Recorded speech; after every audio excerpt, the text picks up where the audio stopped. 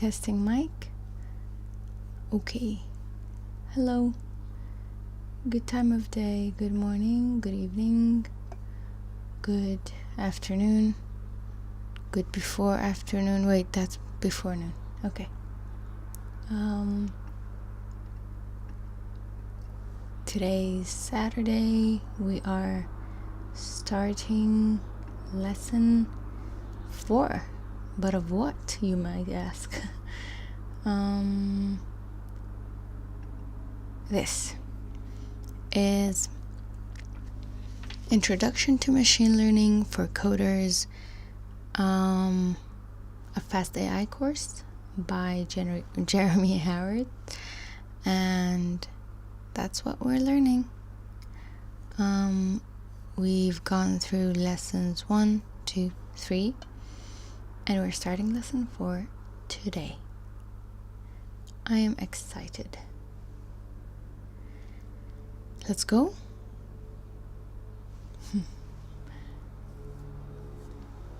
We did look at feature importance last time, didn't we? Today we do a deep dive into feature importance, including ways to make your importance plot more informative, how to use them to prune your feature space, and the use of a dendrogram as an endogram, but no, there's another word. Dendrogram to understand feature relationships. In the second half of the lesson, we'll learn about 2 more really important interpretation techniques: partial dependence plot and the tree interpreter. Okay. Yesterday we looked at our data to just look at it. We looked at it through the Panda profiling thing that's available. It's a pretty cool thing within pandas that I learned about yesterday, so that was fun. We are starting lesson 4. All right, welcome back. Thank you. Something to mention, somebody asked on the forums, really good question, was like, how do I deal with Up until now, we've had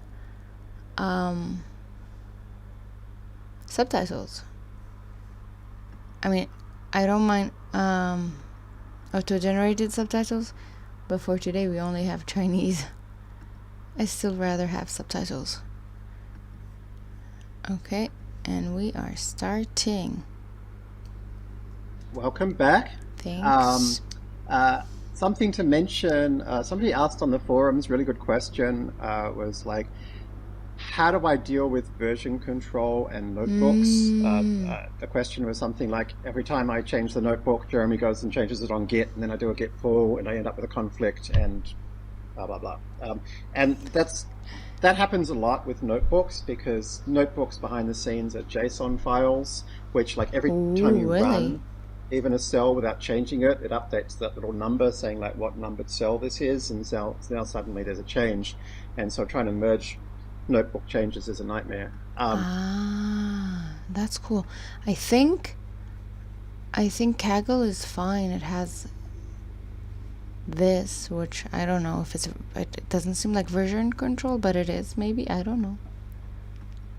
So my suggestion, like a simple way to do it is when you're looking at some notebook, like lesson 2, RF interpretation, you want to start playing around with this. First thing I would do would be to go File, make a copy, and then in the copy say File Rename, and give it a name that starts with TMP, and that will hide it from Git, right? And so now you've got your own version of that notebook that you can play with. Okay, and so if you now do a Git pull and see that the original changed, it won't conflict with yours, and you can now see there are 2 different versions. There are different ways. That's a pretty good idea. Make temp files. It's like each time we save something, we say final, final, final, final, final, final. Ways of kind of dealing with this Jupyter Notebook Get problem, like everybody has it. One is there are some hooks you can use that like remove all of the cell outputs before you commit to Git. But in this case, I actually want the outputs to be in the repo so you can read it on GitHub and see it. So it's a minor issue, but it's something which catches everybody. Yes, Terrence. Before we move on to interpretation of the random forest model, I wonder if we could summarize the relationship between the hyperparameters on the random forest and its effect on, overfitting and dealing with collinearity and yada, yada, yada. Yeah, that sounds like a question born from experience. Absolutely. So I'm going to go back to lesson 1 RF. Okay. If you're ever unsure about where I am, you can always see my top here, courses ML1, lesson 1 RF. That's literally what I've been doing. Each time he jumps from one file to another, I'm like, he's back in lesson 1. Oh, he's in lesson 2. In terms of the hyperparameters that are interesting, and I'm ignoring like pre-processing, but just the actual hyperparameters. The first one of interest, I would say, is the set RF samples command, which determines how many rows are in each sample, so in each tree, created from how many rows. Mm-hmm. In each tree. Right. So before we start a new tree, we either bootstrap a sample, so sampling with replacement from the whole thing, or we pull out a subsample of a smaller number of rows, and then we build a tree from there. So step 1 is... Speaking about subtitles, you can set them up from the setting if you're using Google Chrome Live Caption. I am not. I'm using YouTube's auto captioning, but I don't think I've used Chrome's thing. Is it here? I haven't used that, so I don't know. Is it in settings? You said settings. Oh.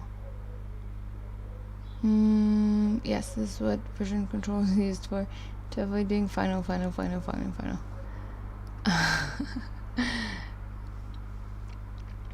Yep. For the subtitles, I'm happy with this. I don't have anything else to listen to, but I mean, like, YouTube videos have subtitles, so I'm okay with that. If it was like a different platform, maybe I would have used Chrome's, but this platform is fine, because they should technically be the same thing. Chrome and YouTube are from the same company called Alphabet. Okay. So step 1 is we've got our whole big data set, and we grab a few rows at random from it, and we turn them into a smaller data set, and then from that we build a tree, right? So that's the size of that is set RF samples. So when we change that size, let's say this originally had like 1,000,000 rows, and we said set RF samples 20,000, right? And then we're going to grow a tree from there. Assuming that we're going to grow a tree, that's easy to say. That the tree remains kind of balanced as we grow it. Can somebody tell me how many layers deep would this tree be? And assuming we're growing it until every leaf is of size 1. Yes. Log base 2 of 20,000. Yeah. Wow.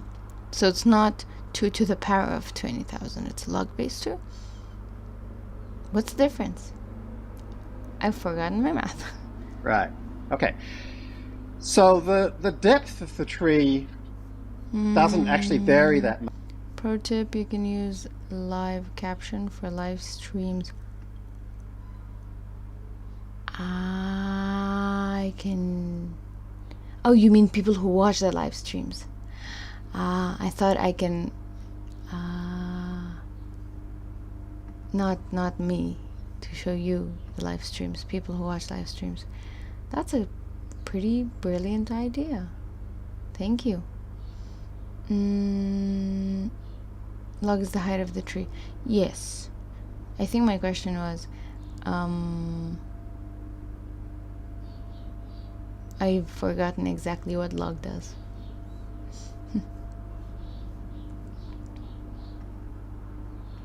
Much depending on the number of samples, right? Because it's related to the log of the size.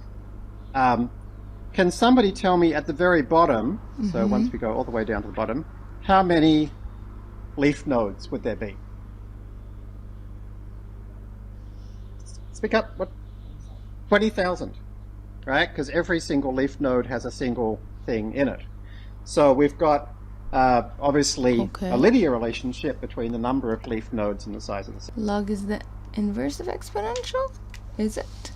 I have no idea. I will say you are correct. At least I know what's exponential. Wait! I mean, I know that we use log to make big numbers small. That's it. That's all I know. So, but I don't know if it makes sense here.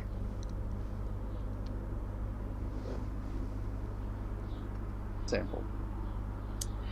So when you decrease the sample size, it means that there are less kind of final decisions that can be made, right? So therefore the tree is going to be less rich in terms of what it can predict, because it's just making less different individual decisions.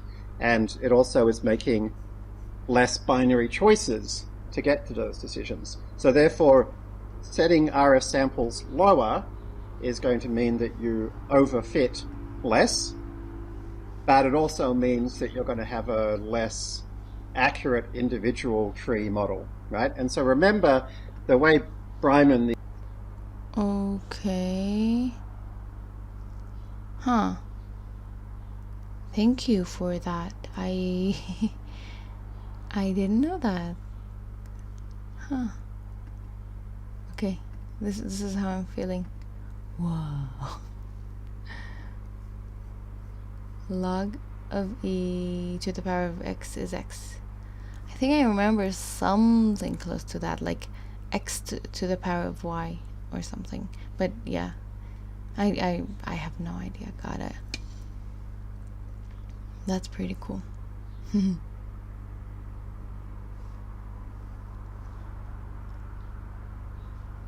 Okay, so our sample size is smaller, which means our accuracy isn't as great, possibly. Accurate individual tree model, right? And so remember the way Bryman, the inventor of random forest, described this is that you're trying to do two things when you build a model, with bagging. One is that each individual tree, or as SK Learn would say, each individual estimator is as accurate as possible, right, on the training set. So it's like each model is a strong predictive model. But then across the estimators,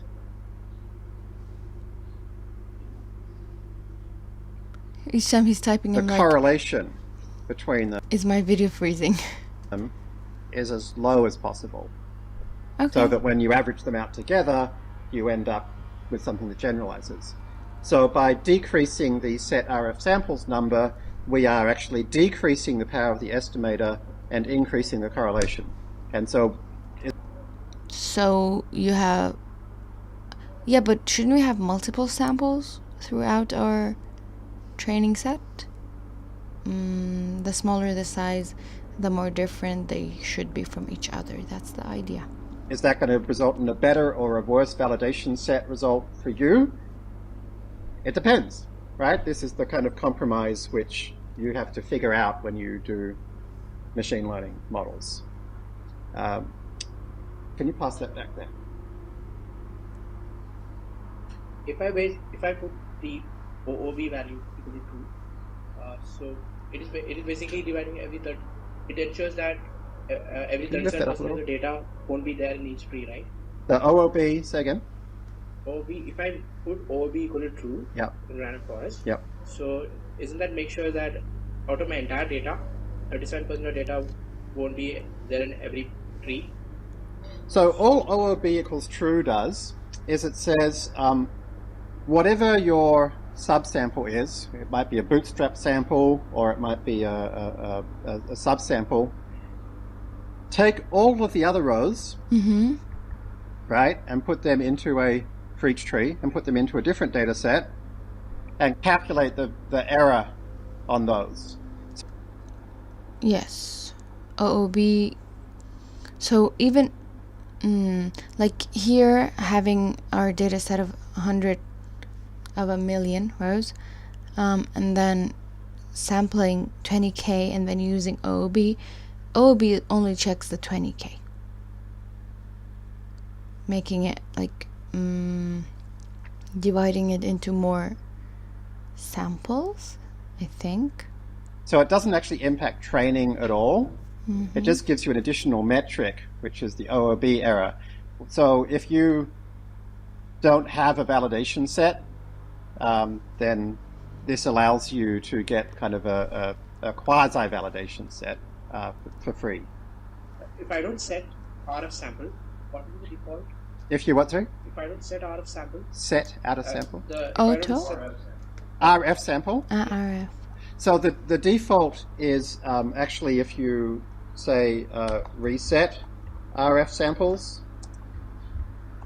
and that causes it to bootstrap. So it'll sample a new data set as big as the original one, but with replacement.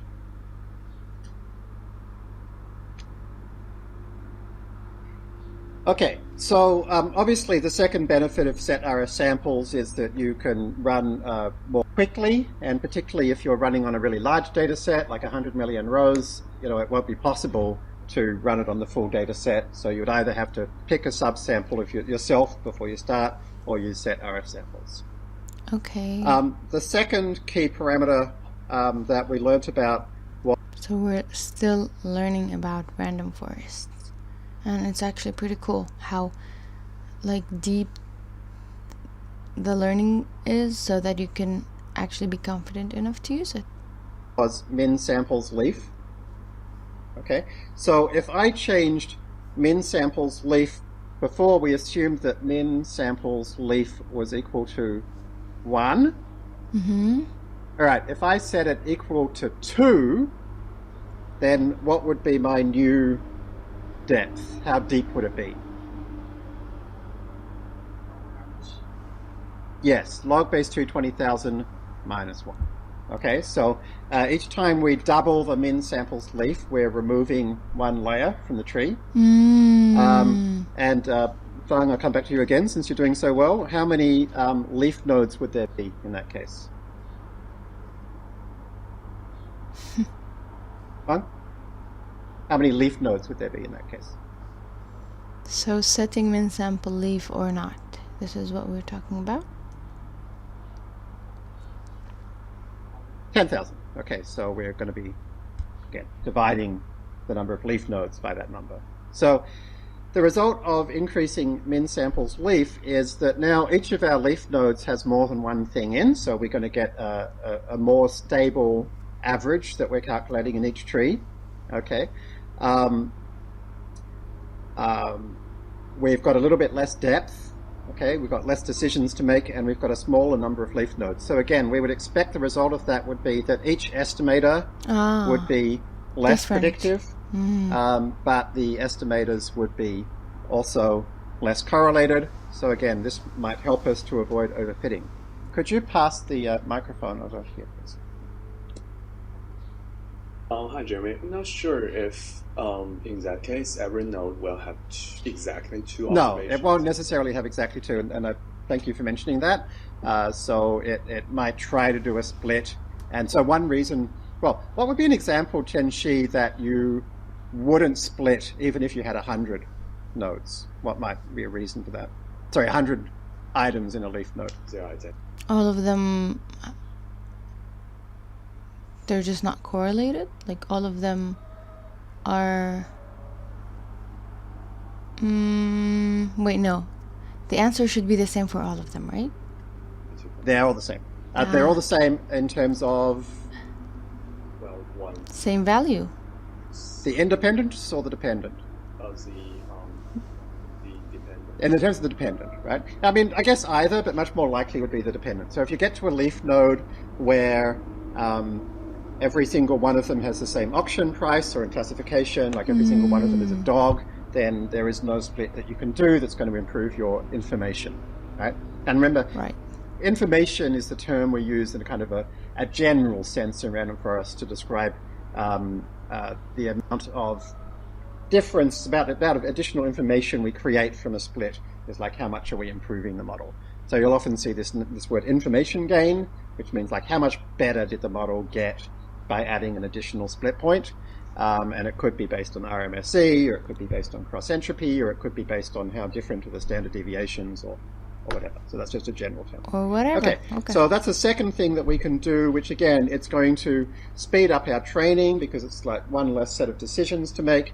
Remember, even though there's one less set of decisions, those decisions like have as much data again as the previous set. So like each layer of the tree can take like twice as long as the previous layer. So it could definitely speed up training, and it could definitely make it generalize better. So then the third one that we had was max features. Who wants to tell me what max features?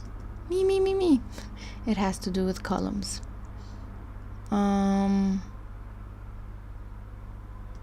Does. How many columns to use, I think? Do you want to pass that back over there? Okay, Vinay. So max features determines how many features you're going to use in each tree. In this case, it's a fraction, half. So you're going to use half the features for each tree. Nearly right, or kind of right. Can you be more specific, or can somebody else be more specific? It's not exactly for each tree, Chenxi. Is it for each tree randomly sample half of the features? So not quite. It's not for each tree. So the set, do you want to pass it to Karen? So the set RF samples picks a...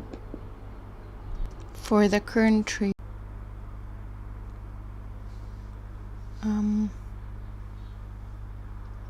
Yeah, I don't think it's cut off. There was an internet issue just now. But I should be back.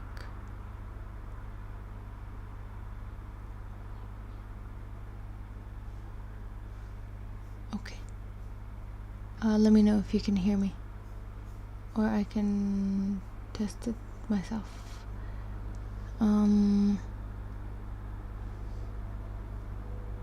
Yeah. Okay. Sorry. I don't know exactly when it cut off, but I saw YouTube Studio telling me you're offline, and I was like, oh great, that's just scary. Yeah, I was about to read this part about the max features he's questioning the students on. The thing that sort of surprised me is how his students, I mean not all of them, because some of them are super like on top of things, like they probably know the information before being taught, but how the students don't all have a grasp on each single thing that he's telling them, which is normal. We don't have to know it all. Okay.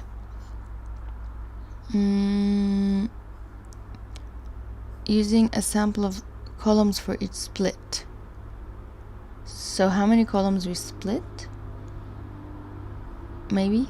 Let's see. Picks a subset of samples, picks a tree. So the set, do you want to pass it to Karen? So the set RF samples picks a subset of samples, a subset of rows for each tree, But min samples leaf, but max features doesn't quite do that. It does something different. At each split, we will be at each split. Split. Yep.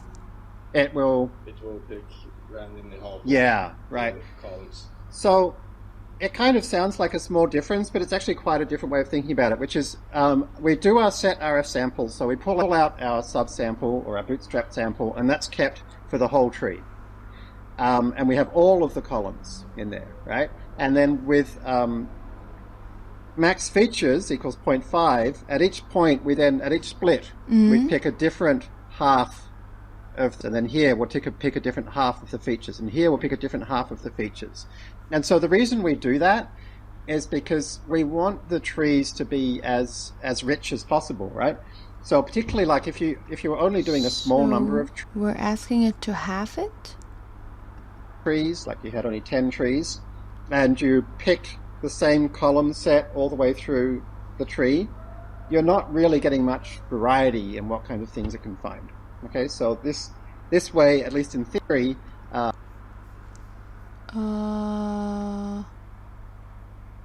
internet is okay, right? You can hear me, right?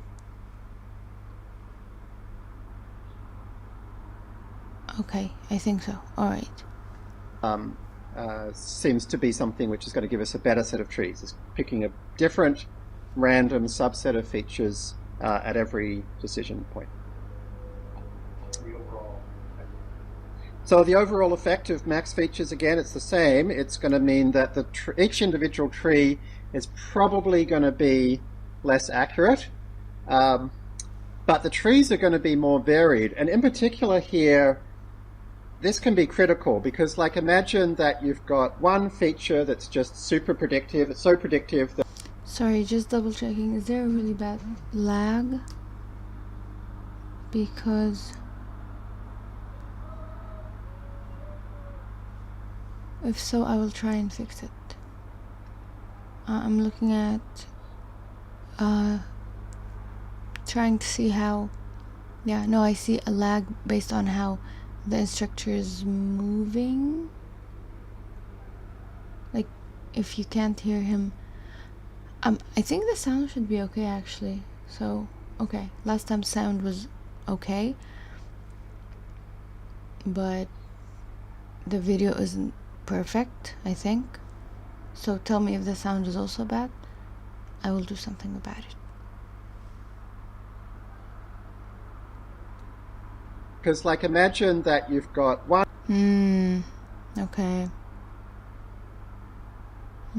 That's annoying.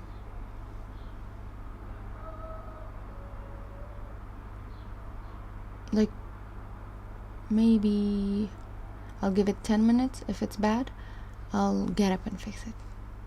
One feature that's just super predictive. It's so predictive that, like, every random subsample you look at always starts out by splitting on that same feature. Then the trees are going to be very similar in the sense, like, they all have the same initial split. Thank you. Okay, if it's bothering anyone, let me know. Right? But there may be some other interesting initial splits because they create different interactions of variables. So by, like, half the time, that feature won't even be available at the top of the tree. So at least half the trees are going to have a different initial split. So it definitely can give us more variation, and therefore, again, it can help us to create more generalized trees that have less correlation with each other, even though the individual trees probably won't be as predictive.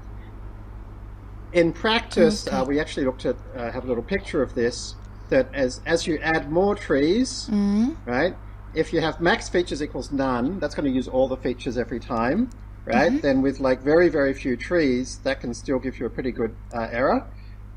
But as you create more trees, it's not going to help as much because they're all pretty similar because they're all trying every single variable. Okay. Whereas if you say max features equals square root or max features equals log 2, then as we add more estimators, we see improvements. But there isn't the 0.5 one. You should have tested that one because that's what we've been using. Okay, so there's an interesting interaction between those two. And this is from the sklearn docs, this cool little chart. Okay. Okay. So then things which don't impact our training at all, n jobs simply says how many CPU, how many cores do we run on. Okay, so it'll make it faster up to a point.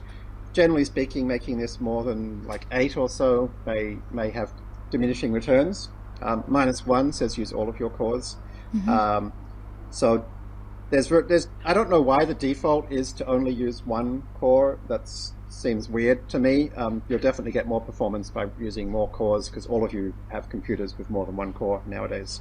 Okay. And then OOB score equals true simply allows us to see the OOB score. If you don't say that, it doesn't calculate it. And particularly if you had set RF samples pretty small compared to a big data set, OOB is going to take forever to calculate. Hopefully at some point we'll be able to fix the library so that doesn't happen. There's no reason it need be that way, but right now that's how the library works. Okay. So there are key basic parameters that we can change. There are more that you can see in the docs or Shift tab to have a look at them. But the ones you've seen are the ones that I've found useful to play with. So feel free to play with others as well. And generally speaking, max features of, as I said, max features of like either none means all of them. Log, square root. About 0.5 or square root or log, kind of those 3 seem to work pretty well. Okay. And then for min samples leaf, I would generally try kind of 1, 3, 5, 10, 25, 100. And like as you start doing that, if you notice by the time you get to 10, it's already getting worse, then there's no point going further. If you get to 100, it's still going better, then you can keep trying, right? But they're the kind of general amounts that... So you can give it static numbers even. Most things seem to sit in. All right. So, random forest and... Wait, I think he was talking about the leaf thing, wasn't he? I'm sorry, but I need to go back. Yeah, sample leaves. See? Okay. All right. So, random forest interpretation is something which you could use to create some really cool Kaggle kernels. Now, obviously, one issue is the... Say that 3 times. Cool Kaggle kernels. fast.ai library is not available in Kaggle kernels, but if you look inside fast.ai.structured, right, and remember you can just use double question mark to look at the source code for something, or you can go into the editor to have a look at it. You'll see that most of the methods we're using are a small number of lines of code in this library and have no dependencies on anything. So you could just copy that little, if you need to use one of those functions, just copy it into your kernel. That's a smart thing. Just copy the code in the, library, in the documentation. Cute, cool Kaggle kernels. Completely cute, cool Kaggle kernels. And if you do, just say, this is from the fast.ai library. You can link to it on GitHub because it's available on GitHub as open source, but you don't need to import the whole thing, right? So this is a cool trick, is that because you're the first people to learn how to use these tools, you can start to show things that other people haven't seen, right? So I bet it's even added now, because fast.ai is a pretty famous library. For example, this confidence based on tree variance is something which doesn't exist anywhere else. Feature importance definitely does, and that's already in quite a lot of Kaggle kernels. If you're looking at a competition or a data set where nobody's done feature importance, being the first person to do that is always going to win lots of votes, because it's like the most important thing, is like which features are important. So last time let's just make sure we've got our tree and our data.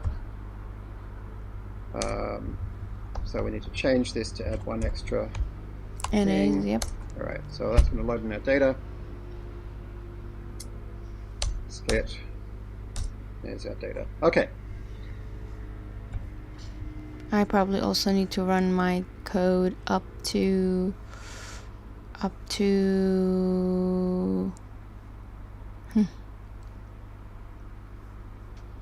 since that one's already done, I should be able to comment it out.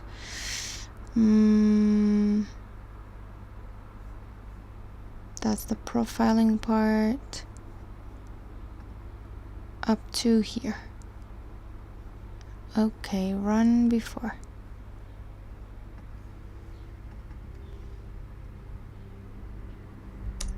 So as I mentioned, when we do model interpretation, I tend to set RF samples to some subset, something small enough that I can run a model in under 10 seconds or so, because there's just no point running a super accurate model. 50,000 is more than enough to see. Test our thing to see if the code is working.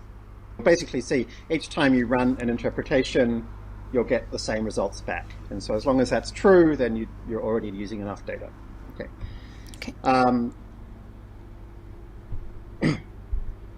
So feature importance, we learnt it works by randomly shuffling a column, each column one at a time, and then seeing how accurate the model, the pre-trained model, the model we've already built is, when you pass it in all the data as before, but with one column shuffled. So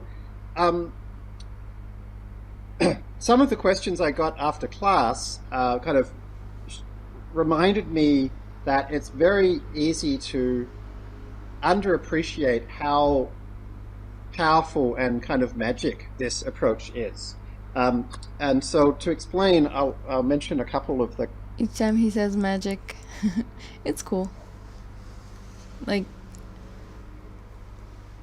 explaining a method as obviously explainable, but also magic. Questions that I heard. So one question was like, why don't we, or what if we just took one column at a time and created a tree on just each one column at a time? So we've got our data set, it's got a bunch of columns, so why don't we just like grab that column and just build a tree from that, right? And then like we'll see which column's tree is the most predictive.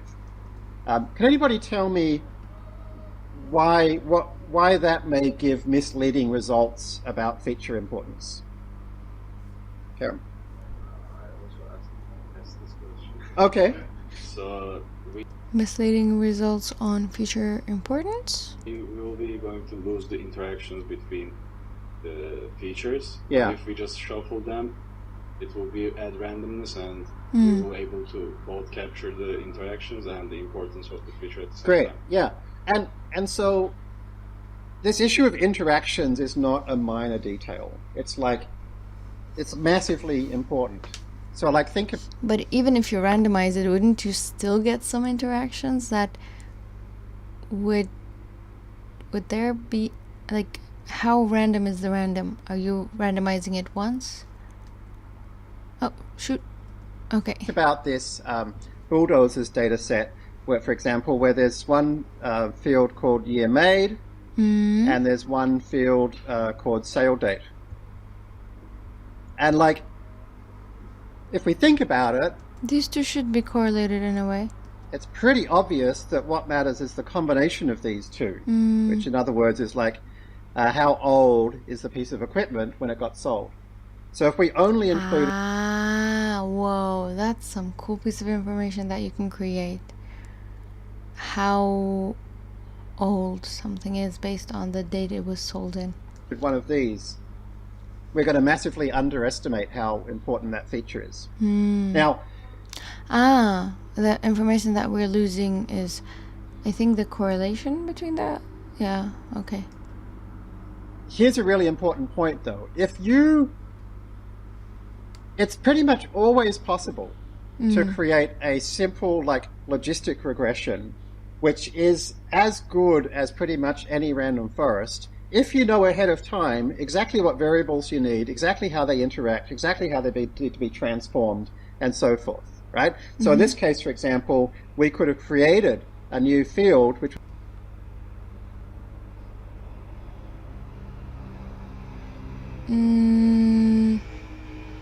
we can use Is it to compute the deprecation? You mean how old something is? Or which was equal to year made, sale date or sale year minus year made, and we could have fed that to a model and got that interaction for us. But the point is, we never know that. Like, sometimes you just don't know what's the interaction between two things unless you're a domain expert, you know? You never, like, you might have a guess about, I think some of these things are interacted in this way, and I think this thing we need to take the log and so forth. But, the truth is, how much truth is based on how much time?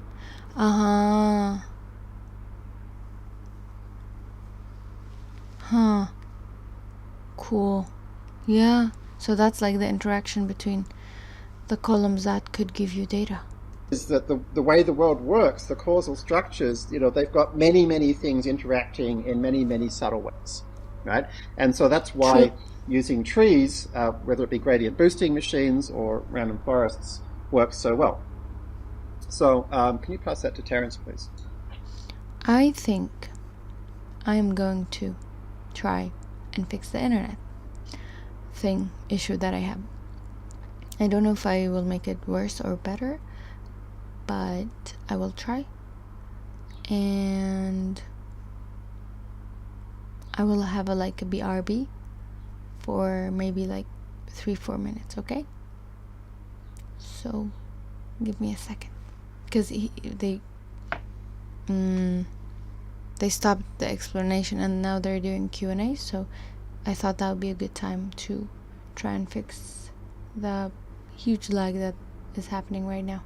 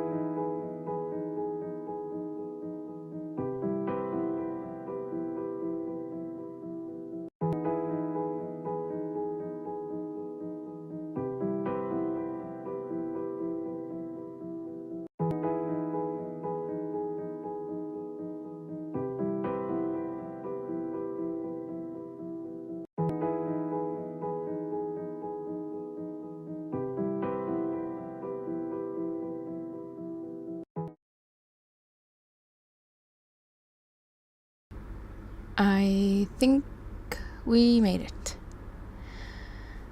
Okay, I don't know how long it will last, but I think internet should be good now. Sorry for keeping you waiting.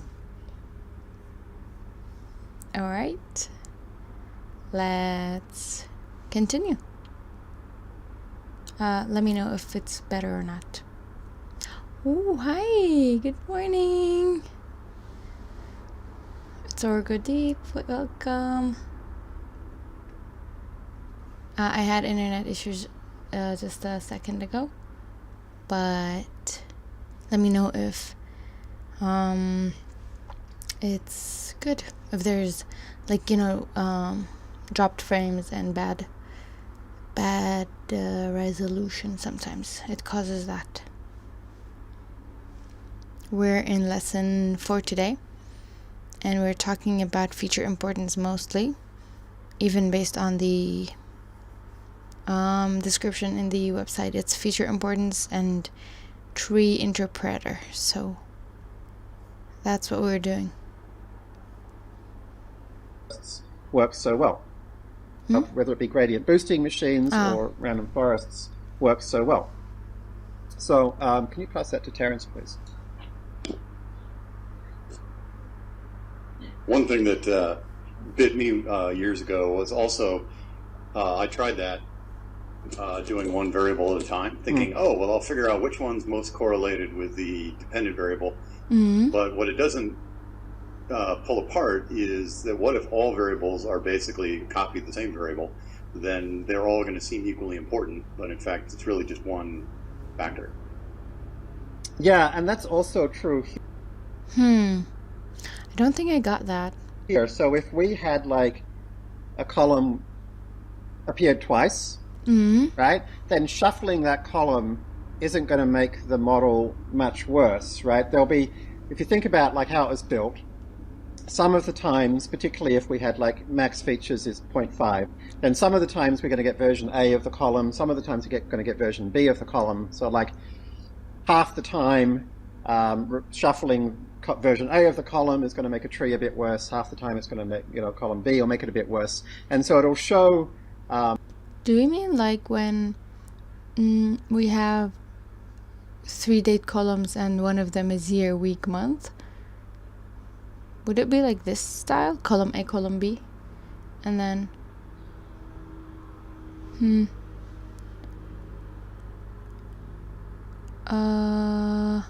sorry, okay. I thought my stream ended. That scared me.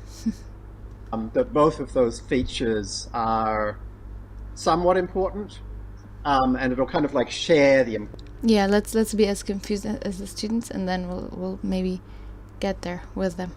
Importance between the two features.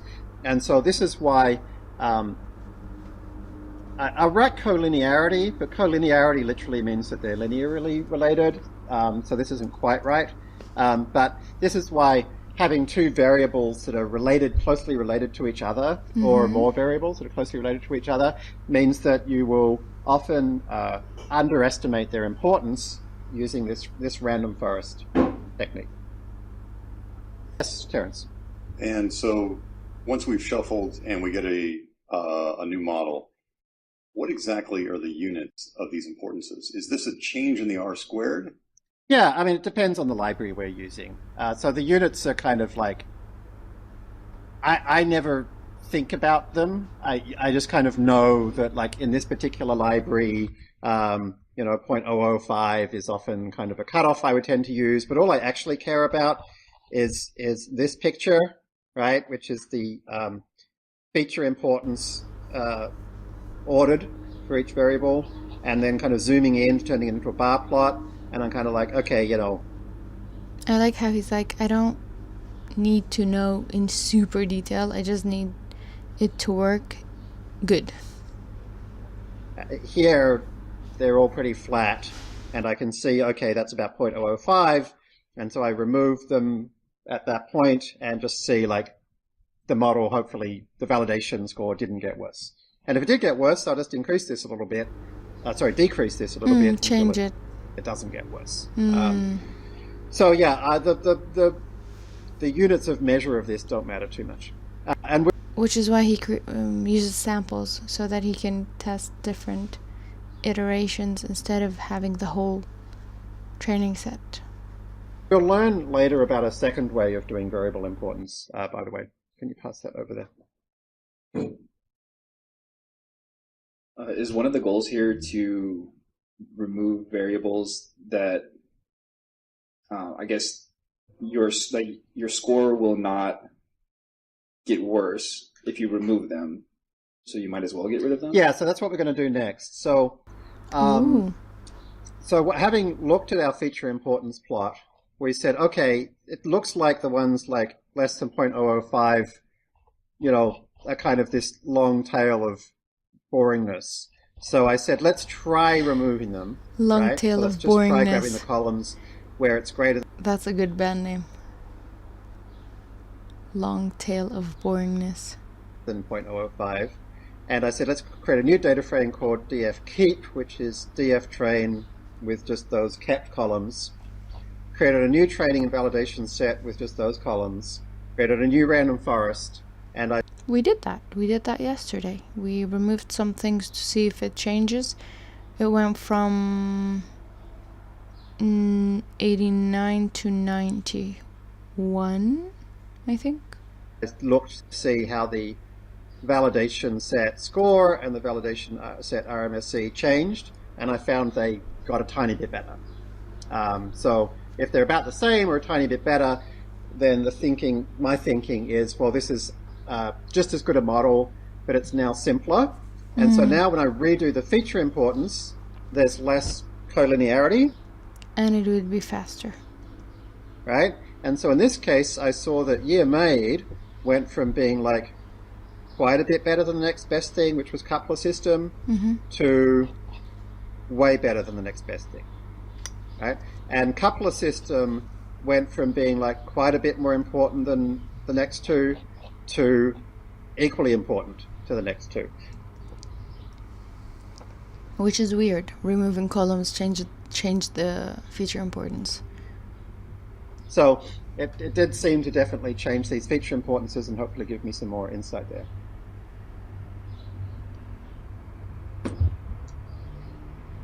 So how does that help our model in general? Like, what does it mean that year made is now way ahead of the others? Like, what so we're going to dig into that kind of now, but basically it tells us that, for example, if we're looking for like how are we dealing with missing values, is there noise in the data, if it's a high cardinality categorical variable, they're all different steps we would take. So for example, if it was a high cardinality categorical variable that was originally a string, right?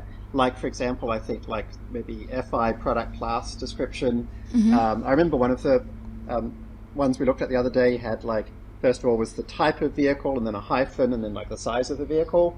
That needs to be split. We might look at that and be like, okay, well that was an important column. Let's try like splitting it into two on hyphen and then take that bit which is like the size of it and try and parse it and convert it into an integer. We can try and do some feature engineering. And basically, until you know which ones are important, you don't know where to focus that feature engineering time. You can talk to your client, and say, or if you're doing this inside your workplace, you go and talk. If you have a client, you talk to them. If you don't, you just mess around the data. To the folks that were responsible for creating this data. So if you were actually working at a bulldozer auction company, you might now go to the actual auctioneers and say, I'm really surprised that coupler system seems to be driving people's pricing decisions so much. Why do you think that might be? And they can say to you, oh, it's actually because only these classes of vehicles have coupler systems, or only this manufacturer has coupler systems, or maybe this system is pricier because we're looking at... Does that make sense? I don't know. So frankly, this is actually not telling you about coupler systems, but about something else. And oh, hey, that reminds me, that's something else. We actually have measured that. It's in this different CSV file. I'll go get it for you. So it kind of helps you focus your attention. and focus their attention, because sometimes they're more lost than you are. So I had a fun little problem this weekend. As you know, I introduced a couple of crazy computations into my random forest, and all of a sudden they're like, oh my god, these are the most important variables ever, squashing all of the others. But then I got a terrible score.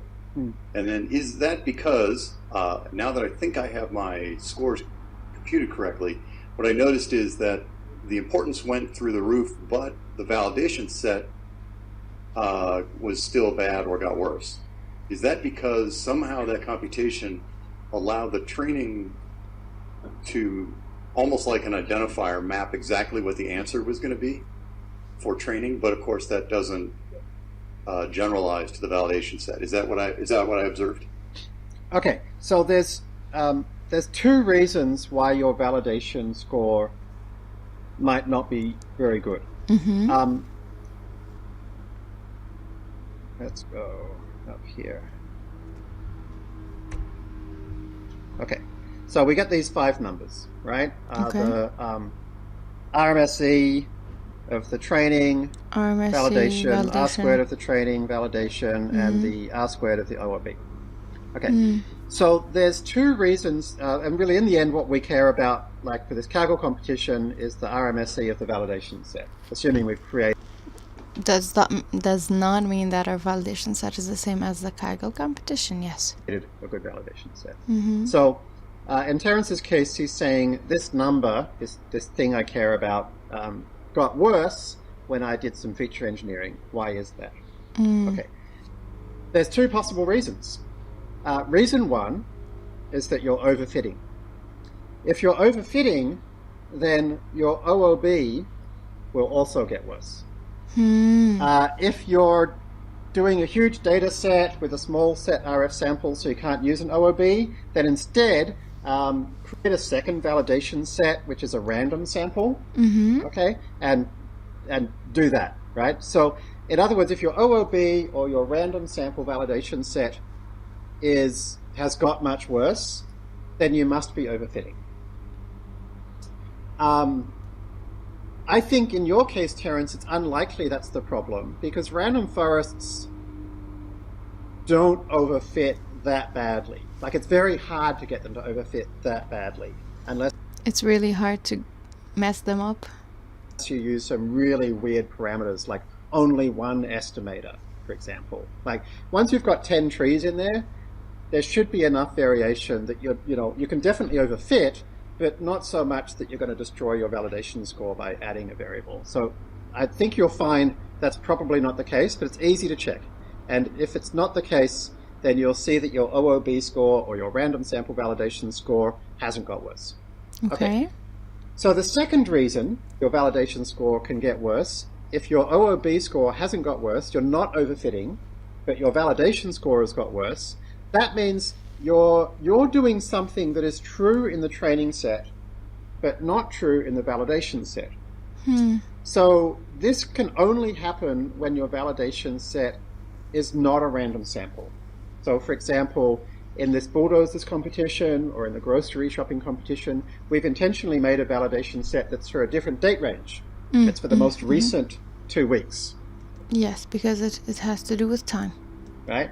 And so if something different happened in the last 2 weeks to the previous weeks, then you could totally break your validation set. So for example, if there was some kind of unique identifier, which is like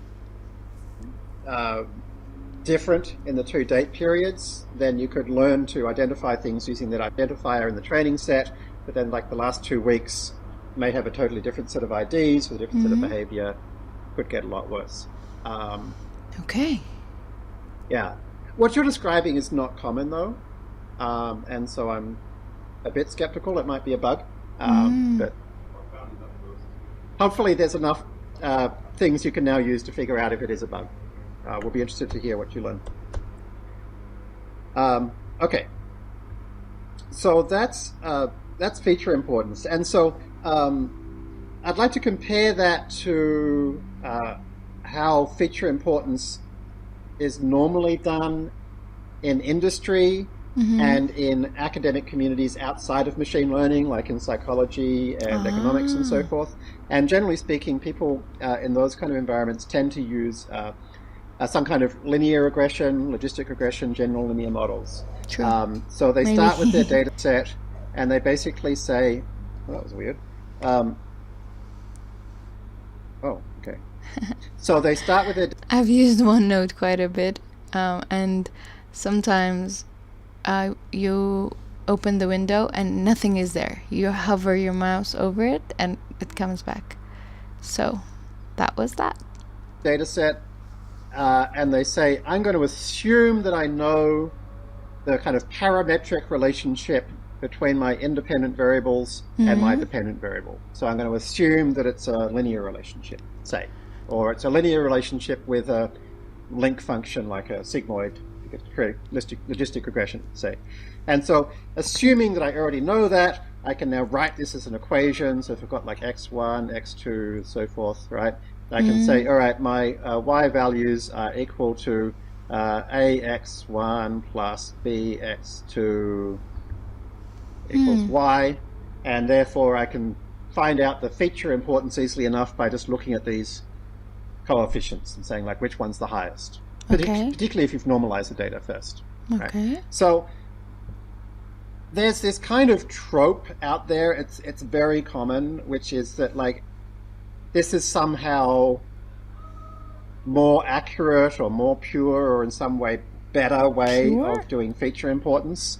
But that couldn't be further from the truth, right? If you think about it, if you were missing an interaction, right? Or if you were missing a transformation you needed, or if you have any way been anything less than 100% perfect in all of your pre-processing so that your model is the absolute correct truth of this situation, right? God, 100% correct, absolute truth. These are just words that we can't use. So you've got all of that correct, then your coefficients are wrong, right? Your coefficients are telling you in your totally wrong model, this is how important those things are, right? Which is basically meaningless. So where I'll say the random forest feature importance, it's telling you in this extremely high parameter, highly flexible functional form with few if any statistical assumptions, this is your feature importance, right? So I would be very cautious, and again, I can't stress this enough. When you leave MSAN, when you leave this program, you are much more often going to see people talk about logistic regression coefficients than you're going to see them talk about random forest variable importance. And every time you see that happen, you should be very, very, very skeptical of what you're seeing. Anytime you read a paper in economics or in psychology. Yeah, logistics regression. I've heard that far more than random forests.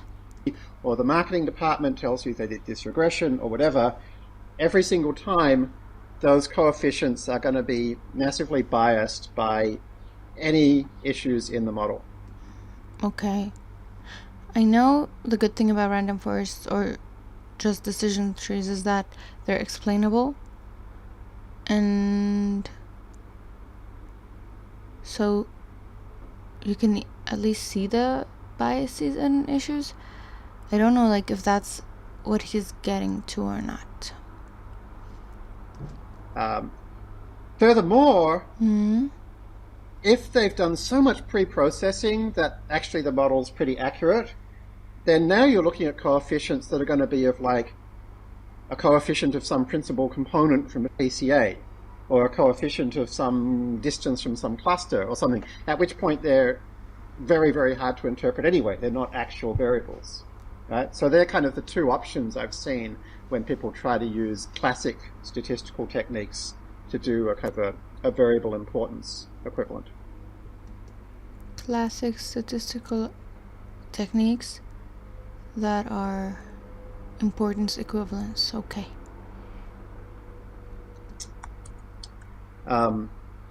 I think things are starting to change slowly. There are some fields that are starting to realize that this is totally the wrong way to do things, but it's been nearly 20 years since random forests appeared. So it takes a long time. People say... I was about to say, this is 2018. We're in 2023. I'm sure things are quite different. But he said, it's been 20 years. Even though I know the past few years, probably the 5 years that I'm discussing, things have changed a lot. Or let's say improved. Let's not say change. Because it's built on years and years of research. But yeah, things have moved differently, and like this is like making me even more curious about the deep learning module thing. We have 12 lessons here and we're in lesson 4. Woo! I just can't believe that it's been over a week and we're in lesson 4. Like I know I'm not like studying it as if it was an actual class, because if it was, then I'd have to review maybe and apply the things. I'm just going with each course, with each lesson, but still I'm happy that it feels like I am progressing. Say that the only way that knowledge really advances is when the previous generation dies, and that's kind of true, right? Like, particularly academics, they make a career of being good at a particular sub thing, and often don't. It's not until the next generation comes along that people notice that, oh, that's actually no longer a good way to do things. Whoa! And I think that's what's happened here. Okay. So we've got now a model which isn't really any better as a predictive accuracy-wise, but it's kind of, we're getting a good sense that there seems to be like 4 main important things. When it was made, the coupler system, its size, and its product classification. Okay, so that's cool. There is something else that we can do, however, which is we can do something called one-hot encoding. So this is where we're talking about categorical variables. Yes, so and I also learned that quite recently.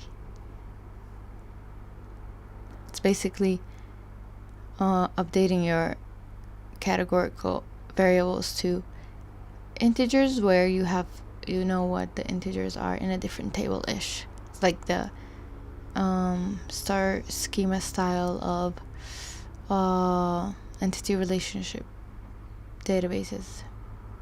Remember, a categorical variable, let's say we had like a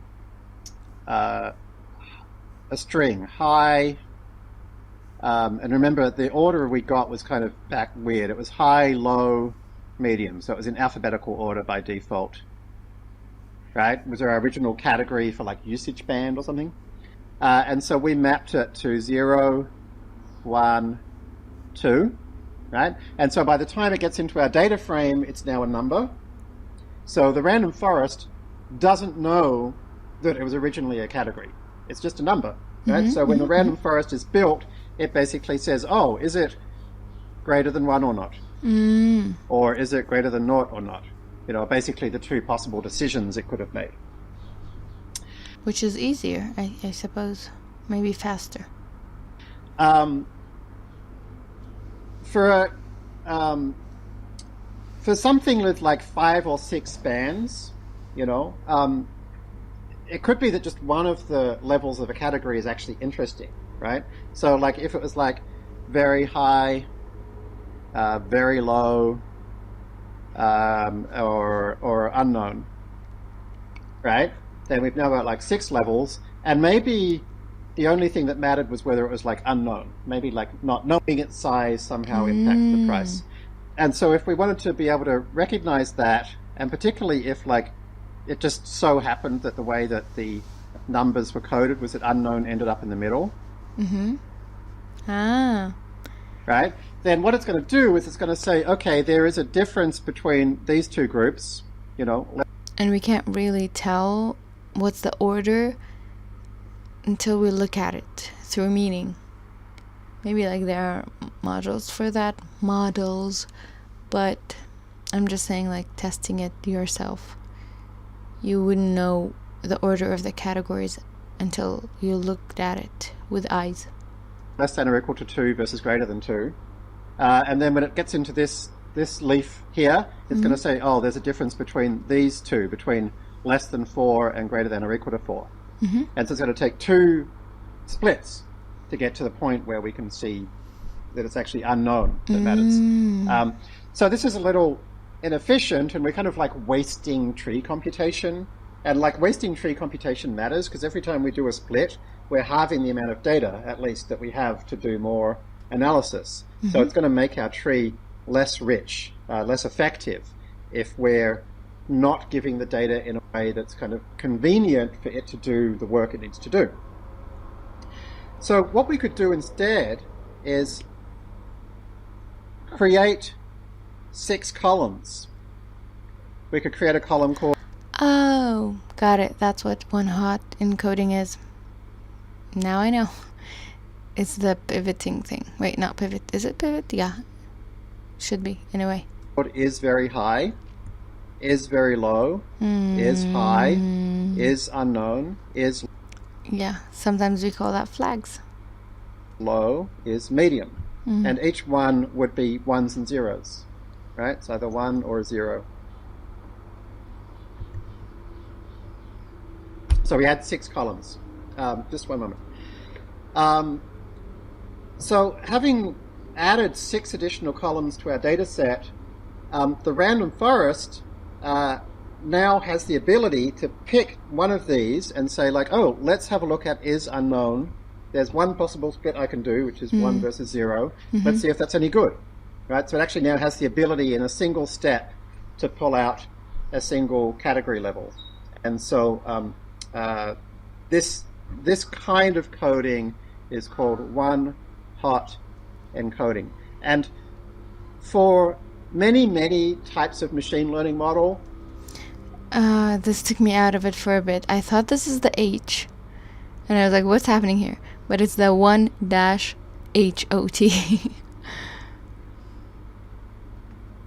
This is like necessary. Something like this is necessary. Like if you're doing logistic regression, you can't possibly put in a categorical variable that goes 0 through 5, because there's obviously no linear relationship between that and anything, right?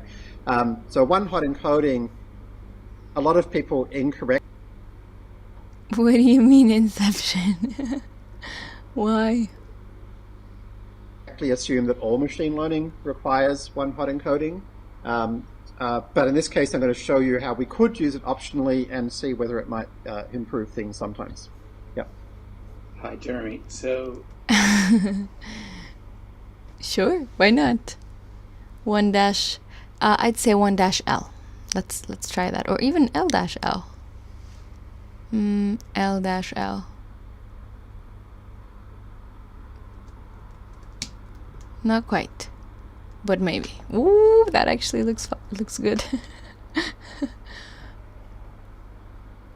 And if you want to make it fancy, you can say I-I. Oh my god, my brain. There's a Korean drama where they call the names of the famous rich thing. Thank you. By their, like 1-1 is the first person their child is. Ooh, like it. Wait, yours is different. Why is the dash higher? Are you using the straight? Yes, maybe. Not L, but the straight line. Yeah. Pipe, got it. Okay. Yeah, in the Korean drama, they call the people, like, number 2 is the oldest son, and then their wife is 2-1, and then their child is 2-, I think 2, stuff like that. So now my brain is going to that, like E-, something like that, which means 2-1. Okay, come back to this. Brain, don't go away. My brain, I am not diagnosed with anything, but my brain sometimes goes away. And now we're coming back.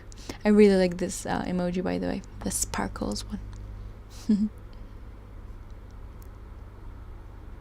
If we have 6 categories, like in this case, would there be any problems with adding a Snap back to reality. How is this reality? There's nothing real about computers. Honestly, like, our life is in screens, which is fine. But reality is the touching grass. That's reality. Like in this case, would there be any problems with adding a column for each of the categories? So, because in linear regression, we had to do it like there's 6 categories, we should only do it for 5 of them. Yeah, so you certainly can say, oh, let's not worry about adding is medium because we can infer it from the other 5. I would say include it anyway, because I'll use it more often. I really, really like it. I'm not kidding. Now my brain is telling me to check the difference between H, L, and pipe. And look, L and pipe have different heights. That's why it looks in the middle for the pipe one and not in the middle for L. Cool. Done. Experiment done. Let me go back to learning. It's weird. Like, why do they have different heights? Anyway, but I guess it matters. Ooh. What else can we use?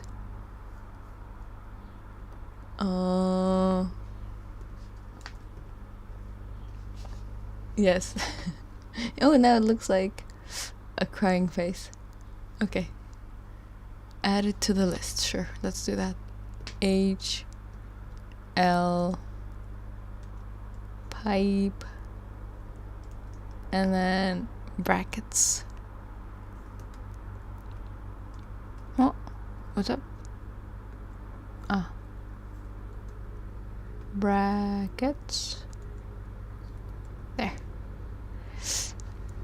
Height difference is the same with pipe, but I guess letters take up less height.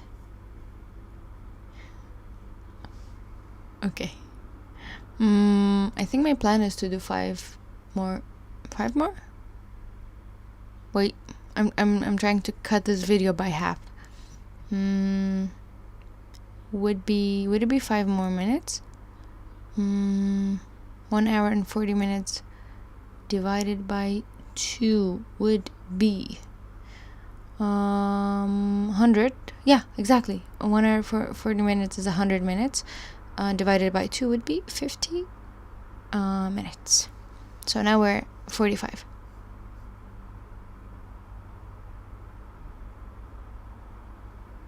How is this one different?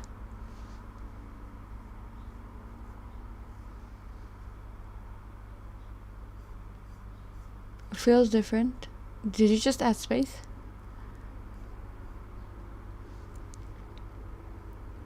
is medium because we can infer it from the other. Let's not worry about. Wait, really? Which one? The straight thing?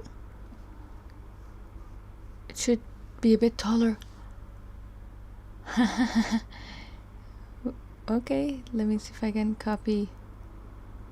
Oh, I can't copy it. Nope, I can't copy it.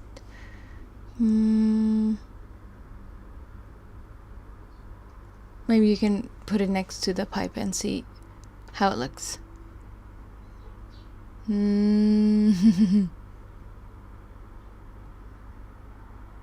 Okay. We can look at it from here. 23 AE, right? You said? Okay. How did you know about this character's existence?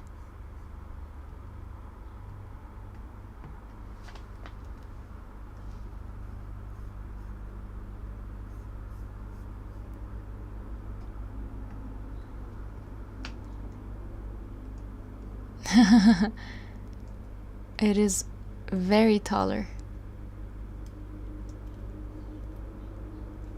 See?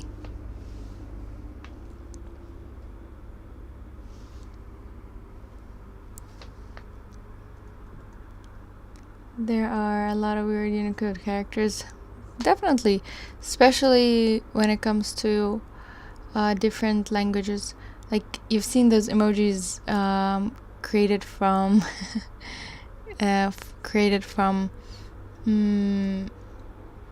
like using different letters in languages, and like each time I see qaf in an emoji, it takes me out of it. Like the text faces. Yeah, ASCII art. I've seen it be used for, I think, like I think ears, or I don't know. Anyway, okay, back to learning.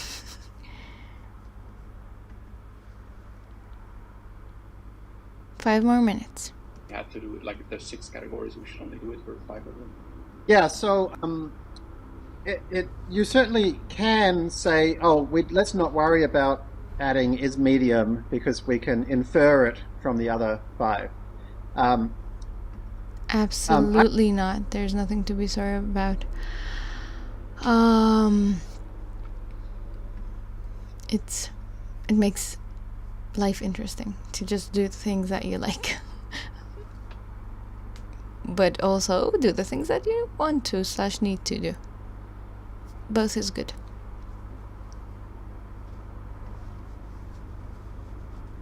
I would say include it anyway. What was the question? Adding is it. You certainly can. Do it for 5 of them. Yeah. So you certainly can say, oh, let's not worry about adding is medium because we can infer it from the other 5. I would say include it anyway. Yeah. Even like sometimes you're like, if it's none of these, then it's, like the else of the if. It's none, but having it as a having it is better. Because like rather than otherwise the random forest would have to say is very high no, is very low no, is high no, is unknown low, is low no, okay, and finally I'm there, right? So it's like 5 decisions to get to that point. So the reason in linear models that you need to not include one is because linear models hate collinearity, but we don't care about that here. Mm-hmm. So we can do one-hot encoding easily enough, and the way we do it is we pass one extra parameter to procdf, which is what's the max number of categories, right? So if we say it's 7, then anything with less than 7 levels is going to be turned into a one-hot encoded bunch of columns, right? So in this case, that's cool. Because like you wouldn't want, let's say you have a comments column, which you definitely shouldn't, or maybe you should, depends on the data, and each column is probably something different because someone wrote a comment. You wouldn't want that to become one hot encoding. This has got 6 levels, so this would be one hot encoded, whereas like zip code has more than 6 levels, and so that would be left as a number. And so generally speaking, you obviously probably... Wait, can't you tell it not to one hot encode numbers? Zip code is just number. You wouldn't want to one hot encode zip code, right? Because that's just going to create masses of data, memory problems, computation problems. But I guess the zip code is, the type is string, so maybe that's why it's not integer. But you could convert it. And so forth, right? So this is like another parameter that you can play around with. So if I do that, try it out, run the random forest as per usual, you can see what happens to the R squared of the validation set and to the RMSE of the validation set. And in this case, I found it got a little bit worse. This is So this is in lesson 2. We can try and run it. Did we run this one? Yes, we did. Okay. I guess we did. Confidence based on variance tree. Sure, let's take our RF sample. If I do this and there's an error, that means my older code didn't run.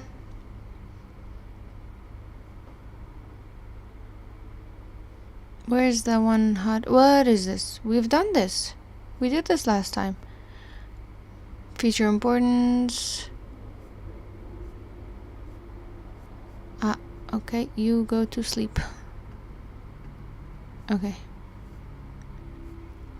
There's the one hot encoding. If I run this, would I get an error? Because these are mostly all just tests. Let's try, because like this should be another way of testing the thing based on the raw data frame. You should be fine. See you in a bit. Okay. Isn't always the case, and it's going to depend on your data set. Or do you have a data set where, single categories tend to be quite important, or not? And in this particular case, it didn't make it more predictive. However, what it did do is that we now have different features, right? So yes. struct.df puts the name of the variable. This will help our feature importance thing. It worked. Let's look at our feature importance thing. What do you mean?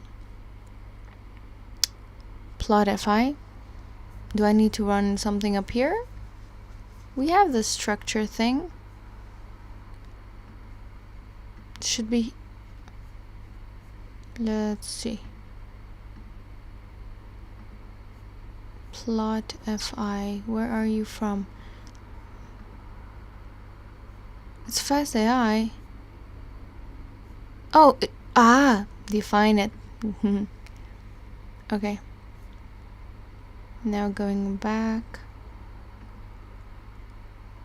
Ooh. This is our previous feature importance one, isn't it? The ones that we kept. But still, which was 25. And now we have a lot more. And would you look at that? We have a new important feature.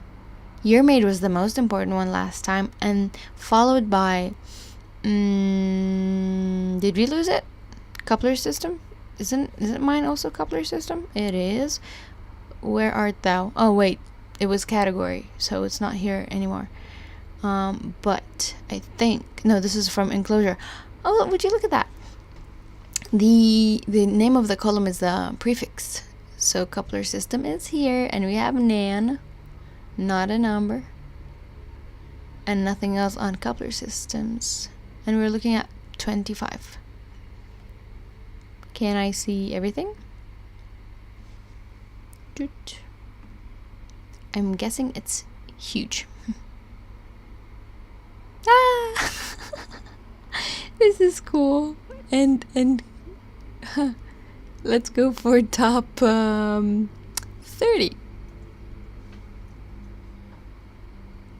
with this. Still no coupler system in sight. And then an underscore and then the level name. And so interestingly, it turns out that whereas before it said that enclosure was somewhat important, when we do it as one hot encoded, it actually says enclosure eROPS with a C is the most important thing ever. So for at least the purpose of like interpreting your model, you should always try one hot encoding. Yep. Quite a few of your variables. And so I often find somewhere around 6 or 7 is pretty good. I'd say 10, but you go with 7. You can try like making that number as high as you can so that it doesn't take forever to compute, and the feature importance doesn't include like really tiny levels that aren't interesting. So that's kind of up to you to play around with. But in this case, like, this is actually, I found this very interesting. It clearly tells me I need to find out what enclosure erops with AC is. Why is it important? Because like it means nothing to me, right? But it's the most important thing, so I should go figure that out. Savannah had a question. Can you plus that? So can you explain how changing the max number of categories works? Because for me, it just seems like there's 5 categories. There's 5 categories. Oh yeah, sorry. So it's just like all it's doing is saying like, okay, here's a column called zip code. Here's a column called usage band, and here's a column sex, right? I don't know, whatever, right? And so like zip code has whatever 5,000 levels. The number of levels in a category, we call its cardinality. Okay. So it has a cardinality of 5,000. Usage band maybe has a cardinality of 6. Sex has maybe a cardinality of 2. So when procdf goes through and says, okay, this is a categorical variable, should I one-hot encode it? It checks the cardinality against max and cats and says, oh, 5,000 is bigger than 7, so I don't one-hot encode it. But we do. And then it goes to usage band. 6 is less than 7, I do one-hot encode it. Goes to sex. 2 is less than 7, I do one-hot encode it. So it just says for each variable, how do I decide whether to one-hot encode it or not? In procdf, we When this question session is done, we'll finish this stream, I think. are keeping both label encodes and one-hot encodes, right? No, once we decide to one-hot encode, it does not keep the original variable. Or wouldn't that It doesn't keep it, because then it would look weird. No, it actually looks fine. I've done it in Power BI.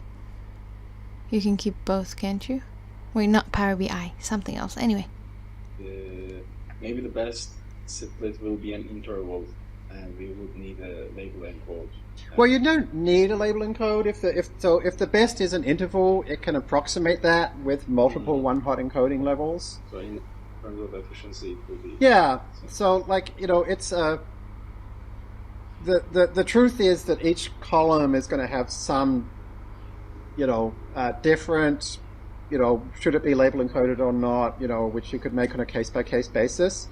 I find in practice, it's just not that sensitive to this, and so I find like just using a single number for the whole data set gives me what I need.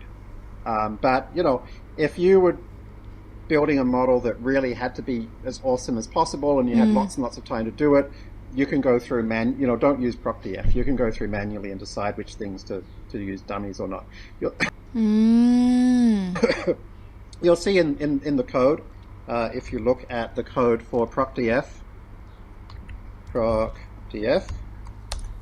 right? Like, I never want you to feel like the code that happens to be in the fast.ai library is the code that you're limited to, right? So where is that done? You can see that the max ncat gets passed to numericalize. Okay. And numericalize... Like it checks if it's simply numbers? checks, okay, is it a numeric type, and is the number of categories... Type is different whether... Yeah, okay, so it checks the type. I could have checked that, but now he's checking it for us. See, he's a really good instructor. He looks under the hood for us. Is either not been passed to us at all, or we've got more unique values than there are categories, and if so, we're going to use the categorical codes. So for any column where that's where it... Oh, so it adds the name of the label of the column if unique is more than cats. But then it shouldn't become columns. Max number of cats is the cardinality thing? It's skipped over that, right? So it's remained as a category. Then at the very end, we just go pandas.getDummies, we pass in the whole data frame. And so pandas.getDummies, you pass in the whole data frame, it checks for anything that's still a categorical variable, and it turns it into a dummy variable, which is another way of saying a one-hot encoding. So, with that, why are one-hot encodings called dummies?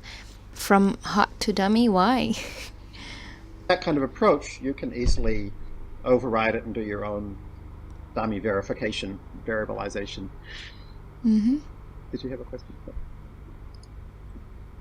So some data has quite obvious order, like if you have like a rating system, like good, bad, poor, whatever, things like that.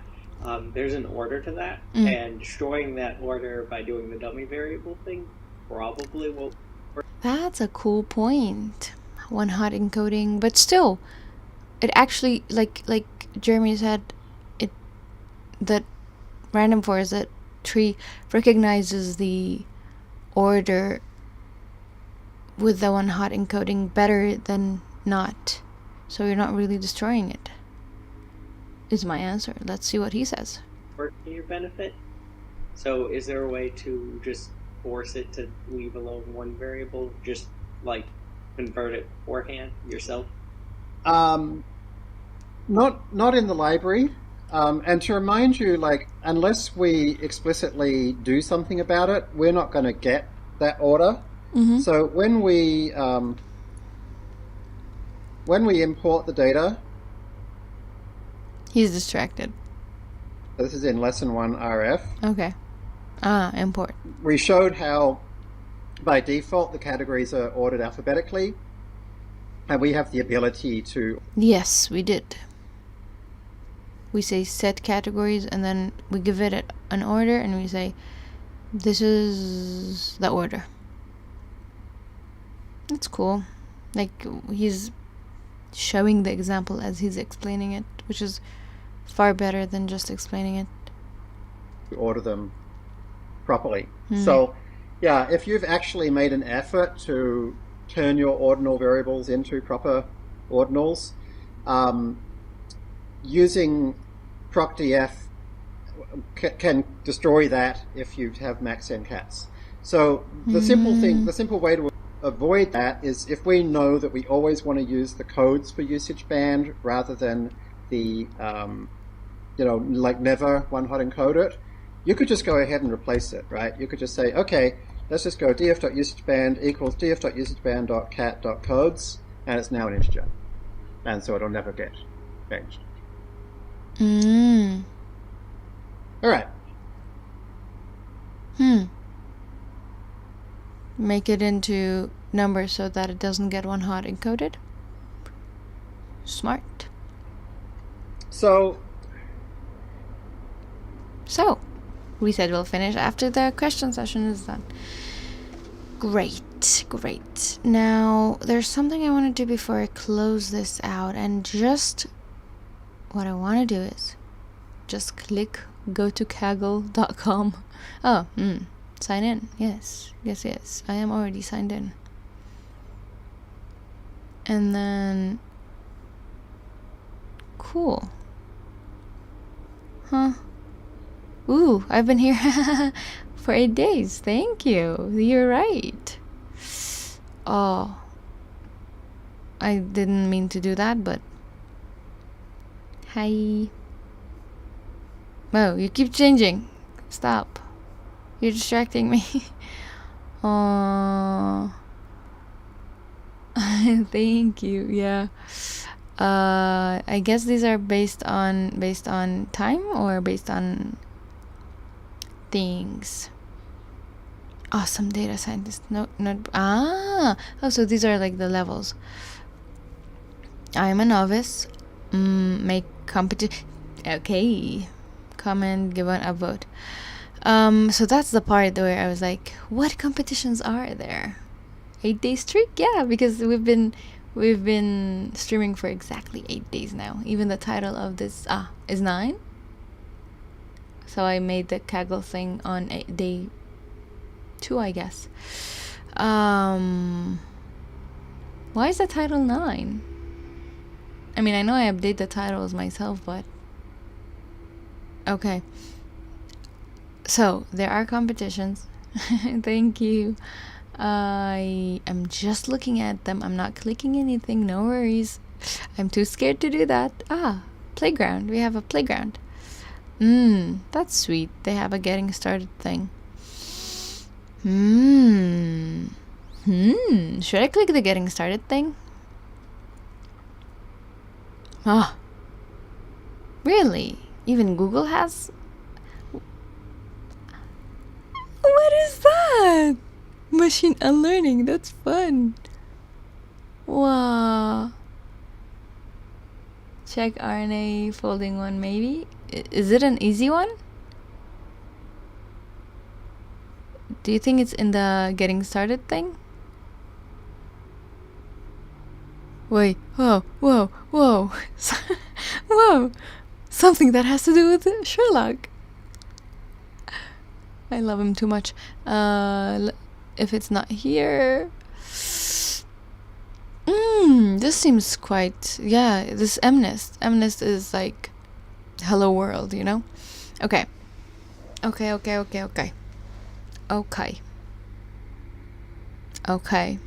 This has less teams and it's ongoing, and God, it looks attractive. Okay, like the title. World for you can see me, right? Internet is still here, right? Because I can see your comment.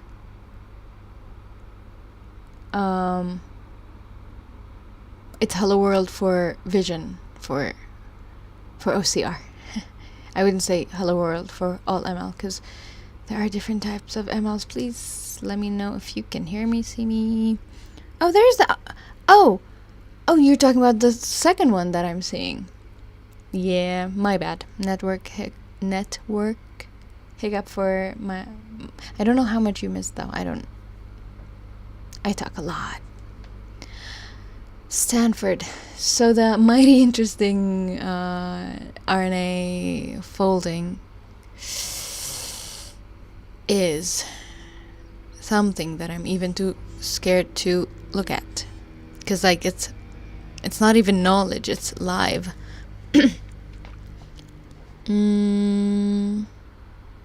700 entries. Biology and video games, really? Without being able to understand how RNA molecules fold, we are missing a deeper understanding of how nature works, how life began. Dun dun dun. And how we can design better medicine and biological approaches to grand problems like climate change. Dude, how did you go from RNA to climate change? I mean, thank you, but how? Your goal. Put the ball in the thing where the goal happens. Create a model that predicts the structures of any RNA molecule and the resulting chemical mapping profile, which can be compared to data collected for each position in RNA. Internet not good. Sorry about that. Ooh, it's actually not that big. Sample submission. I don't think I would start with this because it looks scary. You can look at this, but I will not. Leaderboard. Folding by hand. Whoa. 36 entries. Wow. Ooh, novice-ish people are here. 'Cause like they have the same head thing as me. What does that mean? Looking for teammates. Oh, not me. The thing that I want to look at is this one, because it said it's getting started and it's knowledge based, so nothing is indefinitely. Cool. The fact that it has, of course, it's not meant to be. I am not even a starter. I am about to start. Yes. So I guess you're okay, but I'm not. First one was digit recognizer, the MNIST one, right? Yeah. That is. I don't know what the data here is, but I want to do something that has to do with what I'm learning. I'm not saying I'm gonna do it today though. The goose, I believe this is the default image. No, not the goose. Mine has it actually. I'm saying the color of the circle around the goose, which is when I looked at it, it said green is novice, blue is contributor, yellow and red, maybe red and then yellow. I don't know. There's an order to it. See, like there's even purple. Kaggle expert, grandmaster, and then master. Okay, so purple is between. Yellow is like gold, and green is novice, blue is contributor. Yes. I'm gonna look at this one. When you have eliminated, I love this quote. When you have eliminated the impossible, whatever remains, however improbable, must be the truth. So what is this? Contradiction and entailment in multilingual text. Multilingual. That's not easy. I'm gonna read it anyway because it has to do with Sherlock Holmes. Our brains process the meaning of a sentence like rather quickly. I like the like here. We're able to surmise. Why did my brain read this as summarize? Some things to be true. You can find the right answer through the process of elimination. Should be true. Others that may have truth. Ideas that are improbable are not impossible. Yes. Statistics doesn't care about your pattern style. And like sometimes in your brain you're like, we can't, the coin flipping thing. You've definitely seen videos on, can we get like 10 heads? Yes, we can. Just your brain is like, but no, we shouldn't. And some claims are clearly contradictory. Things that you have ruled out as impossible are where the truth lies. I'm trying to sound dramatic. Okay. That is a pretty long thing, but I'll cute. Oh, okay. Sorry. I'm gonna read the challenge. Zoom in a bit so that you guys can also see it with me. Too big. The challenge. Demand satisfaction. Okay. If you have two sentences, there are 3 ways they could be related. One could entail the other, one could contradict the other, or they could be unrelated. Natural language understanding, NLU. Inferencing, NLI, is a popular NLP problem that involves determining how pairs of sentences consisting of a premise and a hypothesis are related. Ooh, this is very Sherlock-y. Sherlock would definitely be data scientist in this day and age. Your task is to create an NLI model that assigns labels 0, 1, 2 corresponding to entailment, neutral, and contradiction, 2 pairs of premises and hypotheses. To make things more interesting, the train and test set include test in 15 different languages. This is torture. You can find more details on the dataset by reviewing the data page. I would like to do that. Today, the most common approaches to NLI problems include using embeddings and transformers like BERT. In this competition, we're providing a starter notebook. No way. to try your hand at this problem using the power of tensor processing units, TPUs. TPUs are powerful hardware accelerators specialized in deep learning tasks, including NLP. Kaggle provides all users TPU quota at no cost. Thank you, Kaggle. Everyone say thank you, Kaggle. Sorry, sometimes I just become Dora. Which you can use to explore this competition. Check out our TPU documentation and Kaggle YouTube playlist.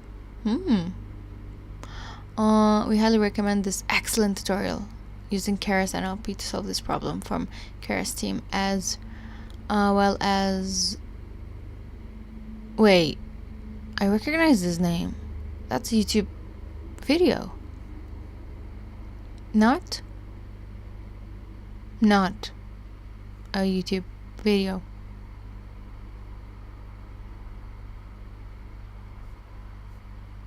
Whoa, okay, give me a second. I thought that's a YouTube person. What are we doing? This is the same thing? Did I open the same thing twice? I did. Okay.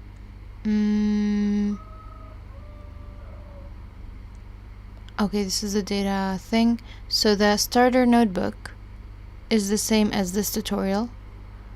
And this is a great opportunity. Thank you. No problem. The data set has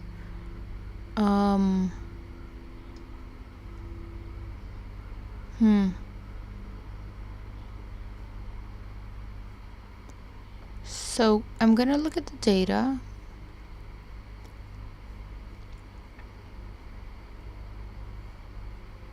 Why can't I just see the data? Is there a way to see the data? Do I have to download it or do I have to join the competition to see it? Yeah. You need to agree to competition rules. Join the competition too. But I don't wanna, because I'm not gonna try to submit anything today. Maybe in like a week's time.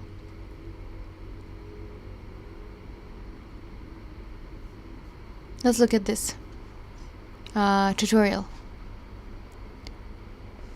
Version 10 of 10. NLI is a classic NLP problem that involves taking two sentences, premise and hypothesis, and deciding how they are related. If the premise entails... when is the competition deadline? It's not there is no deadline. It's a recurring thing. It's for learning. Ongoing, and like at the top it said this competition runs indefinitely, which is cool, isn't it? So it's just for learning. But like even now I'm like, should I start with this? It has so many helpful things, but should I start with something that is like NLP or MNIST is vision? We call it what? There's a word for it. Something vision. Computer vision. In that case, you can enroll and take your time solving it. True. In this tutorial, we'll look at the contradictory, my dear Watson. By the way, I'm sure you guys know, but I'll say it anyways. The actual code is elementary, my dear Watson, not contradictory. Build a preliminary model using TensorFlow 2, Keras, and BERT, and prepare a submission file. We have NumPy, we have pandas, the building blocks, and then we are important input. Oh, whoa, look at that, silence warnings. And then getting transformers, BERT, tokenizer, MATLAB, and TensorFlow. I've never used TensorFlow. I think my internet is bad. Sorry about that. Setting up TPUs, downloading data, looking at the data. Ooh, I can see the data without needing to join the competitions. Not getting anything. Huh? What do you mean? Hello, hi. What do you mean not getting anything? Which part? Like, you don't know what I'm doing? Hello. I think you're a new person. Don't know what to do. What? What is the problem? Let us help you. Tell us what's the problem.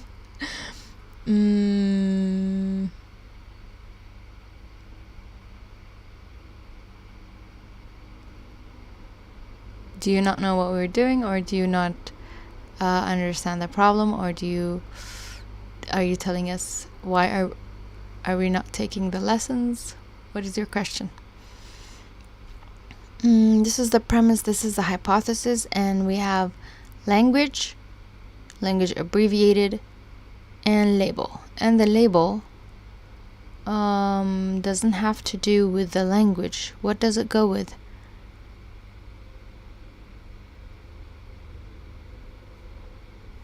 Let's look at a pair of sentences. There are issues that we wrestle with in practice groups of law firms. She said, practice groups of law firms. Practice groups are not permitted to work on these issues. Isn't that a contradiction? The label is the... Whoa! I can be a algorithm, because we had the 0, 1, 2. 0 is 0. Oh, so it's supervised learning. Got it. 0 is 0, 0, 0. Actually, I'm a newbie in this machine learning and AI field, so I don't know what to do and how to code. Awesome! I would also consider myself a newbie in the AI style of things. In the coding part, I wouldn't say too much of a newbie, but still a newbie. So, welcome. You're hopefully, I'd like to think that you're in the right place. As you can tell by the title of this stream, we're like the 9th stream in, but we are taking this course called Introduction to Machine Learning for Coders from fast.ai. I can send you the link right now if you're interested to just look around. Here you go. Did something happen with the stream, guys? I think there was like a refresh. Sorry about that. Yeah. Is Anchor still with us? If you are still with us, tell me. Feels like I'm talking, like the Ouija boards. Are you still with me? If so, I can answer your question. Thank you.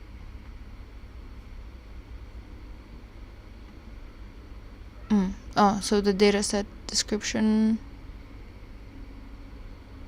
hypothesis. Yes. Okay. So yeah. Label is the fact that this is contradictory. So these are like all normal things. I don't know why it tells me that the life is just dying. I don't know. Sorry about that.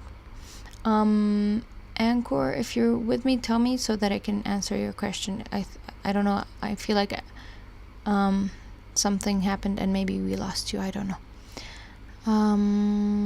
Hi. Okay, you're still here. Thank you. Yeah, so I don't know if you're a student or if you are a working person or if you are depending on that I can give you different answers, but as someone who has like a degree in computer science, I thought that the machine learning for coders is an interesting place, like a good place to start. Even though this course is from 2018, it should give us the foundations. So I've been taking the lessons. There are 12 lessons, and like each time it's given by this professor. It feels like a class setting, and I'm doing it on stream because then you guys can either help me or motivate me to do better. Yeah, so I would recommend this if you have a CS background, but if you are new to coding, then I would probably recommend starting with a place like Free Code Camp. That is like a really good place. Awesome. Software engineering, or because there are way too many different engineering things. Okay, so if you have computer related background, then for ML/AI, because I'm taking this course, I can't say it's like the best thing ever unless I finish it, and I can't really compare it to many other things, even though I can compare it to Andrew Nick's machine learning course on Coursera. I tried taking that course, I'd say in 2018, 19, 17, I have no idea, sometime back then, and it scared me. It was too many math things. So this is not many math things, and I like that, because I mean, I love math, but that doesn't mean I'm good at it, you know? So yes, if you are quite new to coding, I'd say another incredible source on MLDL is Intro to Machine Learning course by University of Waterloo. Really? I have seen Stanford, MIT, like I would say I've gone over them fully, but I have looked at these courses. Like, you know, MIT has the Open Courseware website. Some of the stuff are pretty old, but let's go for machine learning Waterloo. 19. Is this okay? Starting with K. Give me a second. MIT, yeah, would scare me. So K nearest linear seems cool. I personally I like watching these university lectures, but even like this is a university lecture style thing, but it has more resources online. You know, like CS50 is created for online learning. That is an amazing place to start, which I haven't taken the CS50 course. They have they have AI. If you go to the CS50 channel, and yes, they are Harvard. And if you go to their playlists, you can see. You may think that I'm not subscribed here, but trust me, I am subscribed on my personal thing. CS50 has Intro to AI. It has Intro to Programming with Python. It has Game Development. It has, I know it has Android development, iOS. It has everything. They're amazing. I have not taken their courses, which I'm like, should I? But for some reason, the Fast AI one called me. I heard it calling me, even though CS50 is one of those courses that is made for online learning. Like the courses like MIT ones, other university ones, they're not made for online learning. I need to make one project for my college. Could you please suggest something? I first want to ask you what even is the class? What is the style of project? I don't think I can give you like good suggestions, but I could we could like help you narrow it down. What class is it for, and what course is it? Let me know. And like how much time you have, even that matters, doesn't it? and then we can help you narrow it down.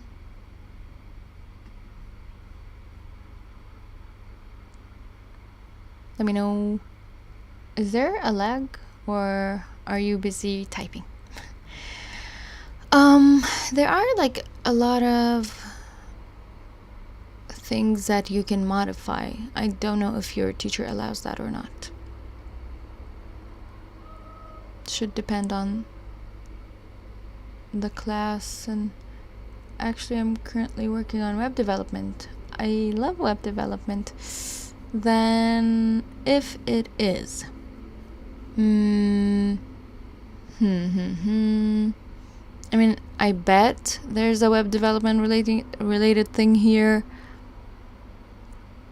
I see Android track, I see iOS. I know there's something to web.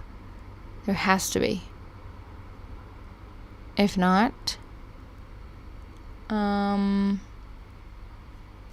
am thinking you could check Free Code Camp, and then, because I know they have a lot of web related things, but I also want to make something related to machine learning and AI, only a basic one. Well, if you want a super basic ML/AI related project, you are a bachelor student, right? So it doesn't matter if you are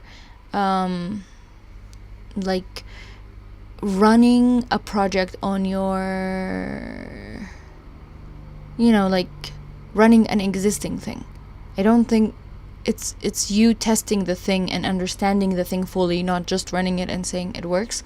I feel like an MNIST project would be good. Like, we were just looking at the Kaggle page for MNIST. Is it really? Is MNIST Jan LeCun's? It is, isn't it? Huh. I'm not saying join the... Hold up. Even in the competition, it was there. In the getting started path, I saw MNIST right here. Digital recognizer. Let's see if it has a... Tell me if I'm leading this. Oh, look, there should be. See, tutorial. And like, how many ways of solving this are deep learning. So I'm gonna paste this in the chat, and you can just look at it. MNIST is like, oh, sorry, I didn't paste it in the chat. I pasted it in the emoji search place there. MNIST is supposed to be the hello world of computer vision. And there's a course on it. What is this course? Ooh, wait, Kaggle has courses? Okay then. I feel like, I don't know if this takes you... Would you look at that? I didn't know that. And it's right here. Okay. I don't know if it's a good idea to do this, or...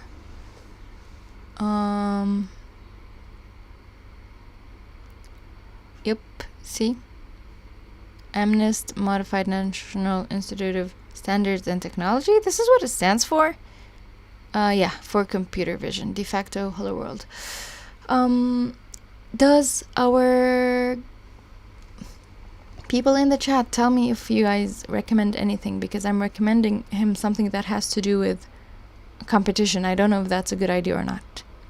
Maybe you can just search MNIST and try to running it on your computer, and like you can make a web app around it, like the person. But that's way too much work. Like, for me, that would be like an end of year project or something. Like, someone draws a number, they upload it to your, or even they could use their camera.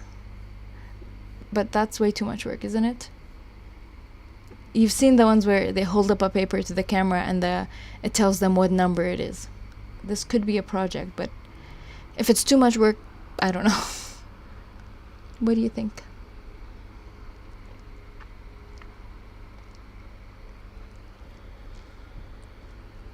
The lovely people in the chat could also give you some advice. For just a normal web course, I wouldn't recommend doing any of this, honestly. I would just recommend you going to like recreating a thing you like. Also, I think 3 Blue 1 Brown has a great video on neural networks on YouTube that actually explains the theory and basics in a very intuitive way based on the MNIST dataset. I think I've seen that one. But like that has to do with understanding the thing. MNIST, it's 3 blue, not 1 blue. 3 brown, nope, 1 brown. Brown, there. This one? It's a YouTube playlist. Yep. Okay. But that's understanding. And when you're learning things, sometimes understanding isn't the first thing you want to prioritize. Sometimes the thing working, like there are levels of understanding. Do you want to be able to present it, or do you want to fully know everything? Which I wouldn't say going that deep is necessary. Okay? If there are any other points or questions, do let me know. Otherwise, I might end the stream in like a few minutes. Let me know. I was going through the Kaggle notebook for the contradictory my dear Watson, but I think we can continue that later.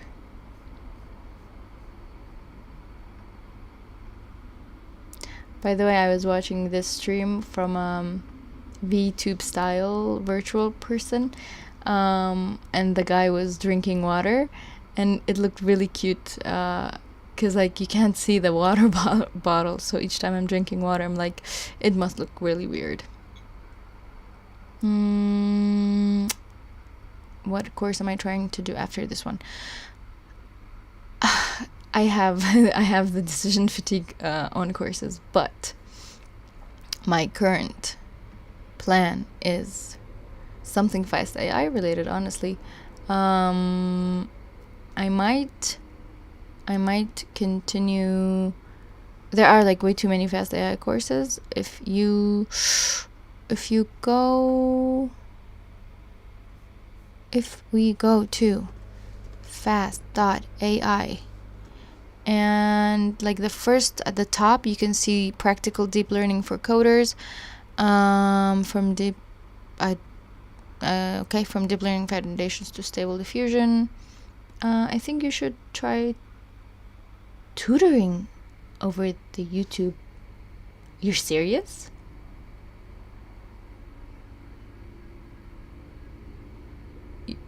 Like, my advice is that good? You're kidding. I am a student. I mean, I'm not a student. By the way, I am not a student. I'm a working professional person. But like, I don't see myself as someone who can teach others. I see myself as someone who wants to learn from others. But thank you. That's really kind of you. Yes. I think this is like one of their most famous courses. And if it does say 40 courses here, but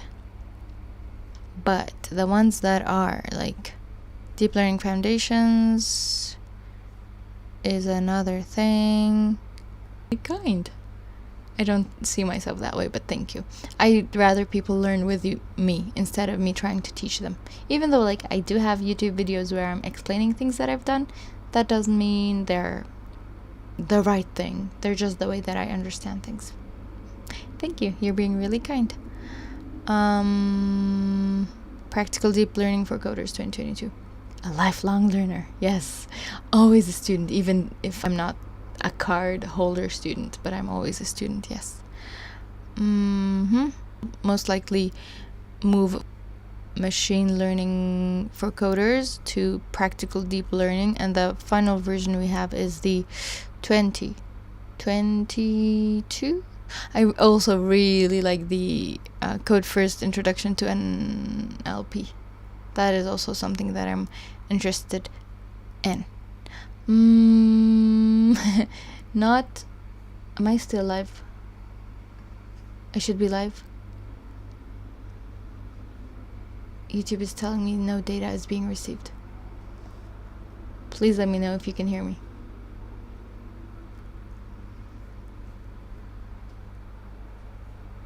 Testing.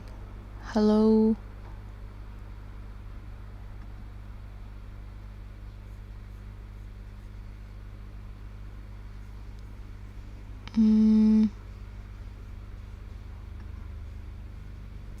Hello.